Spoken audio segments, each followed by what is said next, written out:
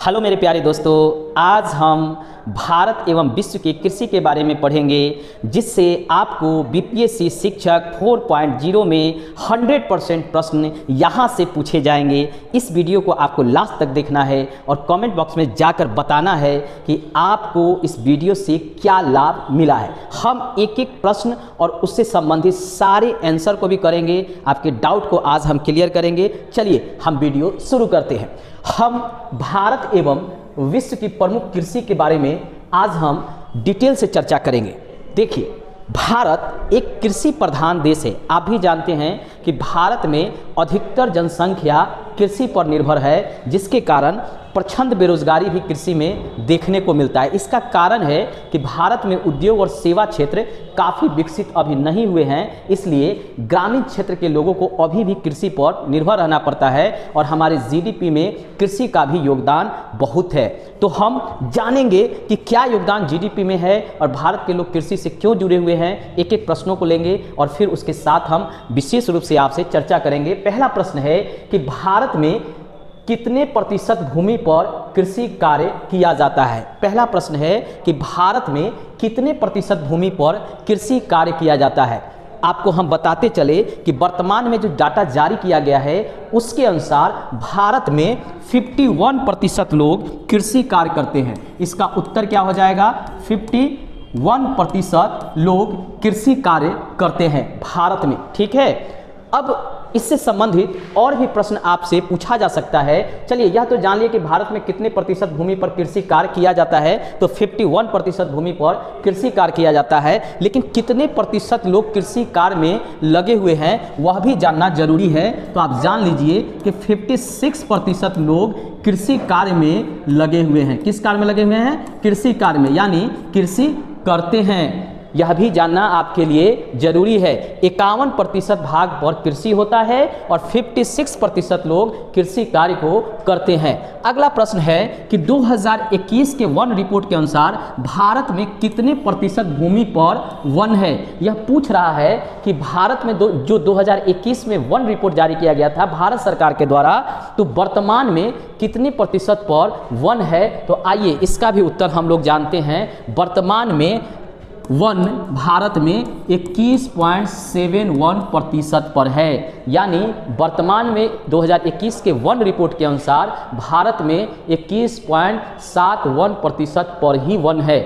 अब यह भी जानना जरूरी है कि वन तो आप जान लीजिए, अब वृक्ष कितना है तो यह भी बताते चले कि वृक्ष की संख्या 2021 के वन रिपोर्ट के अनुसार मात्र 2.91% है। अगर हम वन और वृक्ष दोनों को शामिल कर देते हैं, वन और वृक्ष दोनों को शामिल कर देते हैं तो 24.62% आता है। बिहार में अगर आप एग्ज़ाम देखेंगे तो पूछ लेता है कि भारत में कितने प्रतिशत पर वन पाए जाते हैं, तो कभी कभी आपको ऑप्शन में ये आंसर होगा और कभी कभी यह दे दिया जाता है। तो आपको जो है एग्ज़ाम में आपको देखना पड़ेगा कि क्वेश्चन किस तरह पूछ रहा है और क्या ऑप्शन में ये दोनों में से कौन है, उसी के अनुसार आपको टिक लगाना पड़ेगा।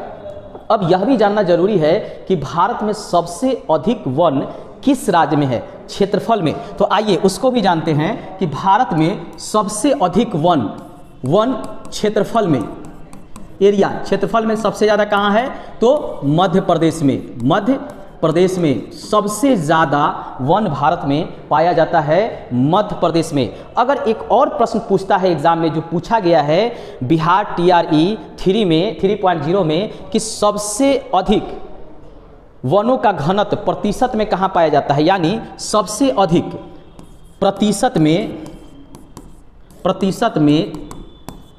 सबसे अधिक वन किस राज्य में है, किस राज्य में है। तो इसका उत्तर होगा, यह जान लीजिए, वह राज्य है मिजोरम, जहां परसेंटेज में अगर देखेंगे तो सबसे अधिक वन पाया जाता है। याद रखिएगा, दोनों अलग अलग प्रश्न है। अगर पूछे कि क्षेत्रफल में सबसे ज़्यादा वन कहाँ है तो उसका उत्तर होगा मध्य प्रदेश। अगर पूछे कि प्रतिशत में सबसे ज़्यादा वन भारत के किस राज्य में है, तो उसका उत्तर होगा मिजोरम। इसको याद रखिएगा, आपसे कभी कभी एग्जामिनर क्वेश्चन में फंसाता है, तो आपको ये जानना भी जरूरी है। ये प्रश्न जो है बिहार TR 30 में पूछे हुआ है। चलिए अगला प्रश्न और हम लेते हैं कि कृषि को किस अनुसूची में रखा गया है। देखिए दोस्तों, देश जब आज़ाद हुआ था तो हमारे सामने सबसे बड़ी समस्या था कि केंद्र और राज्यों का गठन हुआ था। अब कृषि को केंद्र को दिया जाए या राज्य को दिया जाए, किस अनुसूची में रखा जाए, तो यह सरकार के द्वारा, केंद्र सरकार के द्वारा निर्णय किया गया कि इसको हम 7वीं अनुसूची में रखेंगे। किस अनुसूची में? 7वीं अनुसूची में। 7वीं अनुसूची, ठीक है। वन कृषि को किस में रखे हैं? 7वीं अनुसूची में। और इसको राज्य का विषय बनाया गया है, यानी इसको राज्य को दिया गया है। आप देखते होंगे कि राज्य सरकार ही क्या करता है? कृषि भूमि से लगान वसूलता है, राज्य को ही अधिकार दिया गया है और इसको 7वीं अनुसूची में रखा गया है। यह भी प्रश्न पूछा गया है। अगला प्रश्न है कि बिहार के किस राजनेता को पहली बार कृषि एवं खाद्य मंत्री 1947 में बनाया गया था? बिहार का वह कौन नेता था जिसे कृषि एवं खाद्य मंत्री बनाया गया था? तो वह हमारे प्रथम राष्ट्रपति डॉक्टर राजेंद्र प्रसाद थे, जिनको कृषि एवं खाद्य मंत्री 1947 में बनाया गया था, जो सरकारें गठित की गई थी। तो इसका उत्तर क्या हो जाएगा? इसका उत्तर होगा डॉक्टर राजेंद्र प्रसाद। डॉक्टर राजेंद्र प्रसाद ये भारत के प्रथम राष्ट्रपति भी थे। याद रखिएगा, इनको कृषि एवं खाद्य मंत्री बनाया गया था। जो अंतरिम सरकार 1947 में गठन हुआ था, उसमें ये बनाए गए थे। ये प्रश्न भी आपका बिहार शिक्षक TRE 2 में पूछा गया है, आप जाके देख सकते हैं। चलिए आइए कुछ और भी हम प्रश्नों को देखते हैं।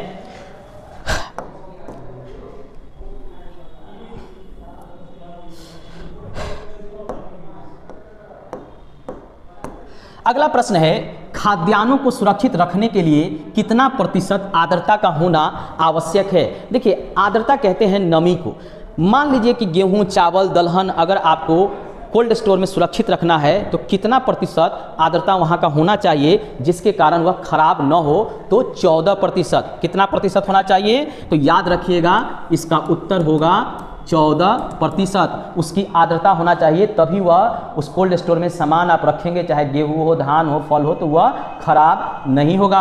अगला प्रश्न है, गोविंद बल्लभ पंत कृषि एवं प्रौद्योगिकी विश्वविद्यालय की स्थापना कहाँ किया गया है? याद रखिएगा, यह स्थापना किया गया है पंतनगर में। कहाँ किया गया है? पंतनगर, ठीक है। और कब किया गया है? पंतनगर पहले कहाँ है? तो उत्तराखंड में। उत्तराखंड कब किया गया है? तो 1960 में किया गया है, उत्तराखंड में। पहले उत्तराखंड उत्तर प्रदेश का भाग था, बाद में 2000 में उत्तर प्रदेश से उत्तराखंड को अलग कर दिया गया था, इसलिए वर्तमान में यह जो है उत्तराखंड में है और वह जगह है पंतनगर, जहां पर गोविंद बल्लभ पंत कृषि एवं प्रौद्योगिकी विश्वविद्यालय की स्थापना 1960 में की गई थी। चलिए अगला प्रश्न देखते हैं, रबी की फसल कब बोया और काटा जाता है? देखिए, मौसम के अनुसार, क्लाइमेट के अनुसार 3 प्रकार का समय निर्धारित किया गया है अलग अलग फसलों के लिए, रबी, खरीफ एवं जायद। ये इस समय अलग अलग फसल उपजाए जाते हैं। यहाँ प्रश्न कहा है कि रबी की फसल कब बोया एवं काटा जाता है, तो चलिए इसके उत्तर को देखते हैं। तो इसका उत्तर होगा कि अक्सर जो है रबी का फसल आपका अक्टूबर नवंबर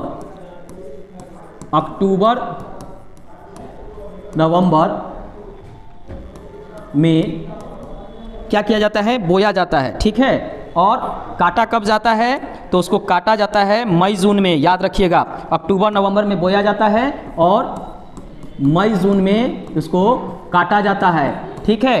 अब जो है रबी के फसल के तहत कौन कौन सा आता है, तो उसको भी जान लीजिए। गेहूं, जौ, उसके बाद मटर, चना, ये सब जो है रबी फसल के तहत आता है, जिसको कब बोया जाता है, तो अक्टूबर नवंबर में बोया जाता है और मई जून में इसको काट लिया जाता है। यहाँ प्रश्न पूछा है कब बोया जाता है और कब काटा जाता है। ठीक है, कौन कौन सा फसल है रबी फसल के तहत, तो यह भी कभी कभी एग्जाम में पूछ लेता है। अगला प्रश्न है खरीफ की फसल कब बोया एवं काटा जाता है। खरीफ की फसल कब बोया और काटा जाता है, तो देखिए खरीफ का फसल है वह जून जुलाई में बोया जाता है। कब बोया जाता है, जून जुलाई में। इसका उत्तर होगा जून जुलाई में यह बोया जाता है। और काटा कब जाता है, तो इसको नवंबर दिसंबर में एवं दिसंबर में इसको काटा जाता है। अब इसके तहत कौन कौन सा फसल आता है, तो आइए उसको भी हम यहाँ जानते हैं। तो इसके तहत आता है आपका धान, जिसको आप चावल कहते हैं, मक्का, ठीक है, जूट, इसके बाद सूर्यमुखी, गन्ना, ये सब आपके खरीफ फसल हैं। कभी कभी एग्जाम में कब इसको बोया जाता है यानी रोपा जाता है, कब इसको फसल को काट लिया जाता है, ये प्रश्न एग्जाम में पूछे जाते हैं और ये प्रश्न भी बिहार टीचर में पूछा गया है। अगला प्रश्न है गर्मा, जिसे जायद भी कहते हैं, कि फसल कब बोया एवं काटा जाता है। तो देखिए गर्मा फसल जो है वह मार्च अप्रैल में, कब, मार्च अप्रैल में यह जो है बोया जाता है। कब, मार्च अप्रैल, ठीक है, यह बोया जाता है मार्च अप्रैल में। और काटा कब जाता है, तो इसको मई जून में इसको काटा जाता है। अब प्रश्न पूछता है कि गर्मा या जायद फसल के रूप में कौन कौन सा आते हैं, तो अधिकतर फल इसके अंतर्गत होता है। जैसे आपने देखा होगा कि इस समय अधिकतर तरबूजा की खेती होता है। किसकी खेती होता है, तरबूज, खीरा, ककड़ी, ठीक है, इसके अलावा कुछ फल इत्यादि की खेती होती है। और यह बिहार शिक्षक TRE 3.0 में यह प्रश्न जो है आपका पूछा गया है। चलिए आइए कुछ और प्रश्नों को हम देखते हैं जो आपके लिए काफ़ी इम्पोर्टेंट है।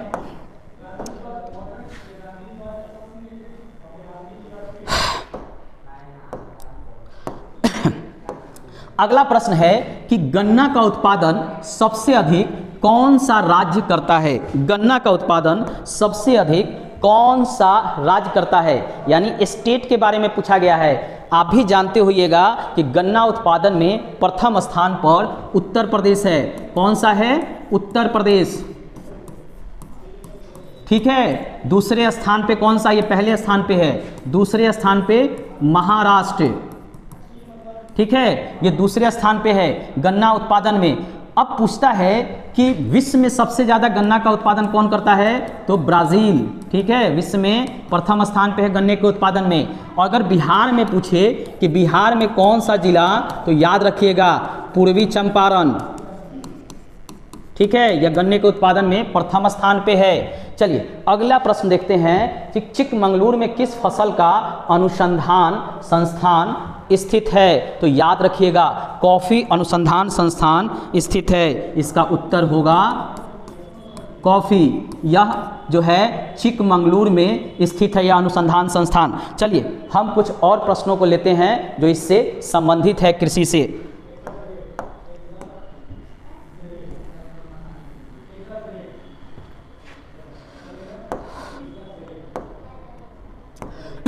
अगला प्रश्न है नॉर्मन ई बोरलॉन्ग किस फसल पर शोध किया था। पहले नॉर्मन बोरलॉन्ग के बारे में जानना आपके लिए जरूरी है कि ये थे कहाँ इन्होंने शोध किया था और किस फसल पर किया था, उसके बाद हम इसके उत्तर को भी जानेंगे। देखिए नॉर्मन ई बोरलॉन्ग रहने वाले थे अमेरिका के, ठीक है, और यह चाहते थे कि गेहूं का प्रति हेक्टेयर उत्पादन बढ़े, लेकिन अमेरिकी सरकार जो है इनको सहयोग नहीं कर रहा था, इसलिए ये मैक्सिको चले गए। और मैक्सिको सरकार ने इनको सहयोग किया और इन्होंने गेहूं पर रिसर्च किया, जिसके कारण प्रति हेक्टेयर उत्पादन गेहूं का बढ़ा। इसलिए एक क्वेश्चन यहाँ भी बनता है कि अंतर्राष्ट्रीय गेहूं अनुसंधान संस्थान कहाँ है, तो मैक्सिको में है। चलिए पहले इसका उत्तर हम जान लेते हैं कि इसका उत्तर क्या होगा। नॉर्मन ई बोरलॉग ने किस फसल पर शोध किया था, तो हम पहले ही बता दिए, इन्होंने गेहूं पर शोध किया था, ठीक है। और ये कहाँ के रहने वाले थे, ये रहने वाले थे अमेरिका के, याद रखिएगा USA के रहने वाले थे, ठीक है। और इन्होंने शोध किया था गेहूं पर, कहाँ, मैक्सिको में। मैक्सिको में इन्होंने शोध किया था। गेहूं का प्रति हेक्टेयर उत्पादन इनके कारण बढ़ा था। एग्जाम में इससे प्रश्न जो है पूछा जाता है, बिहार टीचर में भी पूछा गया है। अगला प्रश्न है, भारत में हरित क्रांति के जनक किसे माना जाता है। भारत में हरित क्रांति के जनक किसे माना जाता है, तो भारत में हरित क्रांति के जनक MS स्वामीनाथन को माना जाता है, ठीक है। किसे माना जाता है, तो पहले जान लीजिए MS स्वामीनाथन, ठीक है। इन्हीं को भारत में हरित क्रांति का जनक माना जाता है। और इन्होंने 1967-68 में किस पर शोध किया था, तो गेहूं एवं धान, जिसको हम चावल कहते हैं, उस पर शोध किया था। और प्रति हेक्टेयर उत्पादन अधिक देखने को मिला था, जिसमें गेहूं का प्रति हेक्टेयर उत्पादन सबसे अधिक देखने को मिला है। और इसको हरित क्रांति के जनक के रूप में भी जाना जाता है। और आज जो गेहूं और चावल की कमी नहीं होती है, उसका श्रेय यही स्वामीनाथन जी को जाता है। कृषि ये वैज्ञानिक थे। अगला प्रश्न है, भारत में चावल उत्पादन में प्रथम स्थान पर कौन सा राज्य है। इसको जानने से पहले एक प्रश्न और बनता है कि कृषि अनुसंधान परिषद कहाँ है, ठीक है, गेहूं का। तो इसको जान लीजिए, विश्व में गेहूं अनुसंधान परिषद कहाँ बनाया गया है, यानी अंतर्राष्ट्रीय कृषि अनुसंधान परिषद कहाँ स्थित है, तो याद रखिएगा मैक्सिको में, ठीक है। अगर पूछे भारत में गेहूं अनुसंधान परिषद कहाँ है, तो उत्तर प्रदेश में, ठीक है, उत्तर प्रदेश में बनाया गया है। अगला प्रश्न है, भारत में चावल उत्पादन में प्रथम स्थान पर कौन सा राज्य है, तो आपको पता होगा कि चावल उत्पादन में प्रथम स्थान पर पश्चिम बंगाल है, ठीक है। यह चावल का सबसे अधिक उत्पादन करता है। दूसरे स्थान पर UP है, यानी उत्तर प्रदेश है। यह भी जानना जरूरी है कि विश्व में सबसे अधिक चावल या गेहूं का उत्पादन कौन करता है, तो चीन करता है। अगर पूछे विश्व में कौन, ठीक है, तो चीन, ठीक है। दूसरे स्थान पे भारत है, ठीक है। यह भी आप जान लीजिए कि चावल उत्पादन में दूसरे स्थान पर भारत है। अब चावल उत्पादन से संबंधित तो मैंने बता दिया कौन सा भारत में राज्य है या विश्व में कौन करता है। अब यह भी जानना जरूरी है कि अंतर्राष्ट्रीय चावल अनुसंधान केंद्र कहाँ स्थित है। यह भी एक प्रश्न बनता है। चलिए इसको हम यहाँ ले लेते हैं कि एक प्रश्न आपसे पूछेगा कि अंतर्राष्ट्रीय चावल अनुसंधान केंद्र कहाँ है, ठीक है। इसका उत्तर क्या हो जाएगा, इसका उत्तर हो जाएगा आपका फिलीपींस, ठीक है, स्थित है मनीला में, ठीक है। फिलीपींस की राजधानी है मनीला, वहीं पर अंतर्राष्ट्रीय चावल अनुसंधान केंद्र स्थित है। अगर पूछे भारत में कहाँ है, तो भारत में जो है कटक में चावल अनुसंधान केंद्र है। और कटक कहाँ है, उड़ीसा में। भारत में पूछे तो कटक में, ठीक है, और यह उड़ीसा राज्य में स्थित है। भारत में भारतीय क्या पूछेगा, भारतीय चावल अनुसंधान केंद्र कहाँ स्थित है, तो कटक में, ठीक है, उड़ीसा में। तो यह भी प्रश्न आपसे पूछा जाता है। अगला प्रश्न है कि बिहार में रोहतास एवं पश्चिम चंपारण किस फसल का सबसे अधिक उत्पादन करता है, तो याद रखिएगा बिहार में अगर पूछेगा तो इसका उत्तर होगा गेहूं और चावल, ठीक है। बिहार में रोहतास और पश्चिम चंपारण इन दोनों फसलों का उत्पादन प्रति हेक्टेयर सबसे अधिक करता है। चलिए कुछ और प्रश्नों को हम लेते हैं।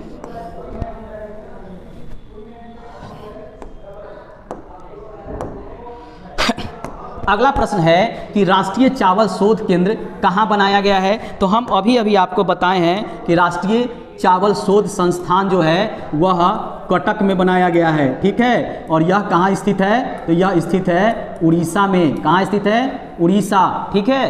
फिर अगला प्रश्न है कि गेहूं के उत्पादन सबसे अधिक कौन सा देश करता है। तो हमने पहले ही आपको बताया कि वह देश है कौन सा, चीन, ठीक है, जो गेहूं और चावल दोनों का सबसे अधिक उत्पादन करता है। अगला प्रश्न है कि दाल का उत्पादन सबसे अधिक कौन सा राज्य करता है। तो दलहन उत्पादन में प्रथम स्थान पे कौन सा है, यह जान लीजिए, एमपी, ठीक है, मध्य प्रदेश। और भारत सबसे अधिक क्या करता है, दाल का उत्पादन करता है। अगला प्रश्न है कि बिहार में चंपारण और सारण किस फसल का सबसे अधिक उत्पादन करता है। याद रखिएगा मेरे प्यारे दोस्तों, याद रखिएगा, गन्ना, गन्ना, ठीक है। इसका उत्तर क्या हो जाएगा, इसका उत्तर हो जाएगा गन्ना के उत्पादन में चंपारण और सारण प्रथम स्थान पे है। मुजफ्फरपुर का भी स्थान आता है। चलिए कुछ और प्रश्नों को देखते हैं।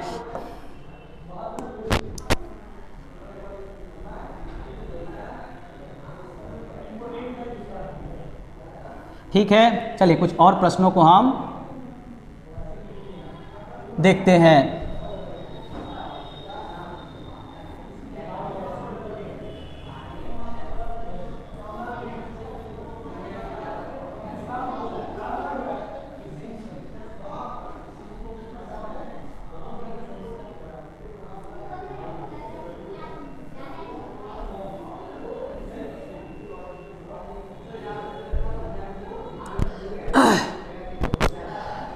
नेक्स्ट वीडियो में हम कृषि से संबंधित कुछ और प्रश्नों को लेकर आएंगे जो आपके परीक्षा के दृष्टिकोण से बहुत इंपॉर्टेंट रहेगा।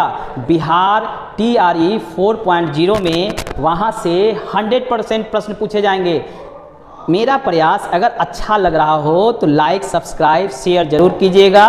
मेरे चैनल सर्वत्र एकेडमी को जरूर सब्सक्राइब कर लीजिएगा और बेल आइकन दबा दीजिएगा। मेरे चैनल सर्वत्र एकेडमी को सब्सक्राइब कर घंटी को जरूर दबा दीजिएगा। धन्यवाद।